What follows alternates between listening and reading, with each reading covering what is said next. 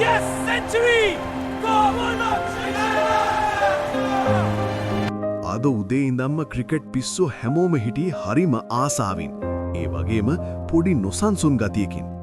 Match එක පටන් අරන් ටික වෙලාවකින් අපේ විකට් එකක් දෙකක් ඉක්මනට හැලුනාම හැමෝටම හිතුනේ අදත් වැඩේ අවුල් වගේ නේද කියලා. හැබැයි අන්නේ වෙලාවේ තමයි අපේ සයිලන්ට් කිලර් පැතුම් නිශ්ශංක ක්‍රීඩාගාරයෙන් එළියට බැස්සේ. පැතුම් බැට් කරනව වනන්න ලස්සනයි. එයා බැට් එක වනන්නේ හරිම ක්ලාස් එකකට. අද එයා ප්ලේ කළේ හරියට චෙස් ගේම් එකක් වගේ. හරිම සැලසුම් සහගතව.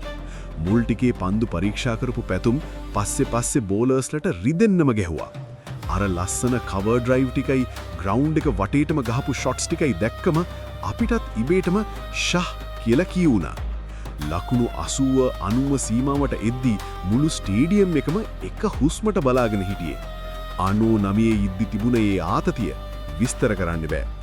අන්තිමට ඒ තීරණාත්මක සිංගල් එක දාලා අහස දෙස බලලා බැට් එක උස්සලා තමන්ගේ 100% ජයග්‍රහණය සමරද්දී මුළු ලංකාවටම දෙනුනේ පුදුම ගැම්මක්. අන්න ඒකයි නියම ක්‍රිකට්.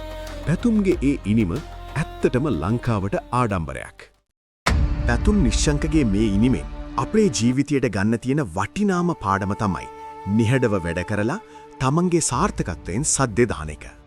අපේ ජීවිතෙත් සමහර වෙලාවට මිනිස්සු අපිට hina වෙනවා. ඔයාට බෑ, ඔයා ගොඩක් ස්ලෝ කියලා අපේ වැරදි කියනවා. ඒ වෙලාවට ඒ අය එක්ක රණ්ඩු වෙන්න යන්න එපා. පැතුම් වගේ තමන්ගේ පුහුණුවීම් හරියට කරලා තමන්ගේ වැඩේ ගැන විශ්වාසයෙන් ඉන්න. වෙලාව ආවම ඔයාගේ සාර්ථකත්වය දැකලා ඔයාට hina වුණ අයම ඔයා වෙනුවෙන් අත්පුඩි ගහයි. කතාවට වඩා ක්‍රියාවෙන් ඔප්පු කරන එක තමයි නියම වීරකම. ලංකාවේ මේ ගැම්ම දිගටම දකින්න සබ්ස්ක්‍රයිබ් කරලා සෙට් වෙන්න. පැතුම් ගැන හිතන දේ කමෙන්ට් කරලා ෂෙයා පාරක් දාමු.